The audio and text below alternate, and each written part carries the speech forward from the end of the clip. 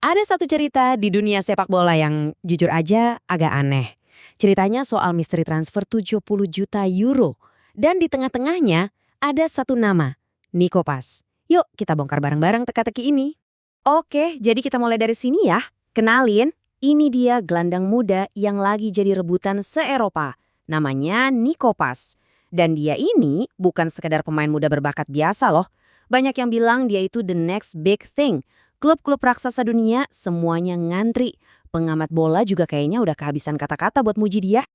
Nah, ini dia nih, inti dari semua misterinya. Coba deh lihat angka ini, 70 juta euro. Gila kan? Itu nilai pasarnya sekarang. Valuasi yang segitu gede buat pemain yang karirnya bahkan belum nyampe puncak. Tapi, justru disinilah letak keanehannya. Ini pertanyaan utamanya kan? Kalau harganya semahal itu, terus semua klub raksasa ngejar dia, kok dia malah main buat Como 1907? Tim yang baru aja promosi ke Serie A. Aneh kan? Jawabannya ternyata lebih ribet dari yang kita kira. Oke, pertama-tama biar kalian kebayang kita harus lihat dulu segede apa sih minat klub-klub sama dia. Dan ini bukan gosip-gosip doang ya. Ini beneran perburuan besar-besaran dari klub-klub elit Eropa. Coba lihat aja daftar ini. Ada Manchester United, Manchester City, Liverpool, Chelsea, Arsenal, Tottenham, semua raksasa Inggris. Belum lagi dari liga lain ada Inter Milan, AC Milan, Juventus, Atletico Madrid. Ya ampun, intinya semua klub impian deh pernah coba deketin dia. Jadi, valuasi 70 juta euro itu beneran ada dasarnya ya. Nah, buat ngerti kenapa situasinya bisa jadi begini, kita perlu mundur sedikit, balik ke awal ceritanya. Jadi, Nico Pas ini produk asli dari La Fabrica. Yap, akademi legendarisnya Real Madrid. Ini pabrik yang sama yang lahirin banyak banget legenda sepak bola dunia. Jadi bisa dibilang pondasinya itu udah dibentuk di tempat terbaik dari yang terbaik. Dan bakatnya ini ternyata emang turunan, darah sepak bolanya itu kental banget. Ayahnya, Pablo Pas, itu mantan pemain timnas Argentina yang main di Piala Dunia 1998. Jadi, ya, mentalitas juara kayaknya emang udah ada di DNA-nya. Waktu di Madrid, karirnya itu meroket. Dia debut di tim utama, bahkan sempat cetak gol di Liga Champions. Kayaknya semua bakal berjalan mulus kan? Tapi tiba-tiba, boom! Agustus 2024, dia dijual. Dan bukan ke klub besar, tapi ke Como. Harganya cuma 6 juta euro. Bener-bener transfer yang gak masuk akal sama sekali. Tapi begitu nyampe di Italia, Paz ini nggak pakai lama. Dia langsung jadi motor serangan Como. Ini jadi bukti kalau kepindahannya itu bukan penurunan karir, tapi justru panggung baru buat dia unjuk gigi. Dampaknya itu gede banget. Sampai-sampai media Italia ngasih dia julukan Messi dari Danau Como. Ya, emang sih perbandingan sama Messi itu selalu berlebihan ya. Tapi ini nunjukin betapa besar pengaruh dia di lapangan, terutama soal kreativitas. Oke, sekarang kita ngomongin angka deh, biar lebih jelas. 10 gol. Ingat ya, dia ini gelandang serang bukan striker murni. Bisa cetak 2 digit gol di musim pertamanya di Liga Top itu luar biasa. Dan gak cuma itu, dia juga jago bikin peluang. 6 assist. Ini bukti kalau dia itu paket komplit. Bisa jadi penyelesai akhir, bisa juga jadi otaknya serangan. Biar makin kebayang sepenting apa dia buat timnya, coba lihat statistik gila ini. Di 7 pertandingan pertamanya musim ini, Como itu bikin 9 gol.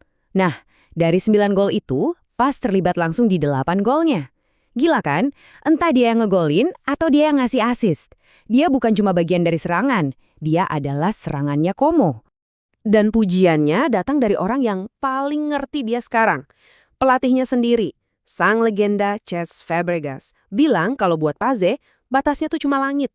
Nah, kalau seorang maestro kayak Fabregas aja udah bilang gitu, artinya dunia sepak bola harus dengerin. Dan kalau itu masih kurang, dengerin ini deh.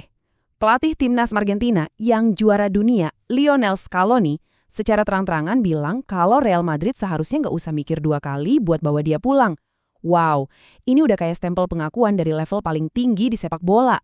Nah, sekarang kita sampai di bagian paling seru. Inilah inti dari semua misteri ini. Disinilah semua kepingan puzzle finansial yang jenius sekaligus aneh ini nyambung. Dan semuanya, ya, berpusat pada Real Madrid. Oke, coba perhatiin angka-angka ini baik-baik. Ini gila banget.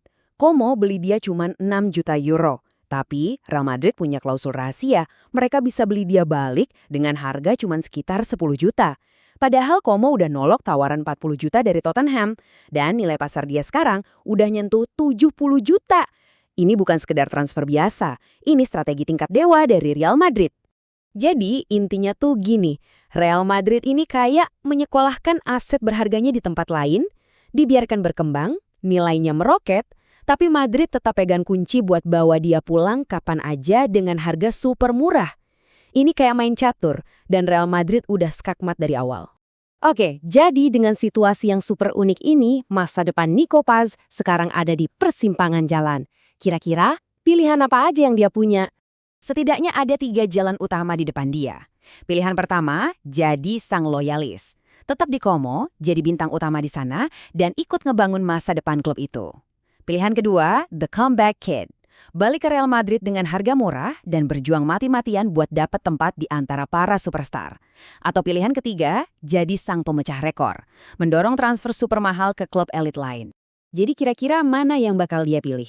Balik ke Madrid dengan harga diskon atau justru pindah dengan status pemain super mahal? Satu hal yang pasti sih, keputusan Nico Paz berikutnya bakal jadi salah satu drama transfer paling ditunggu-tunggu.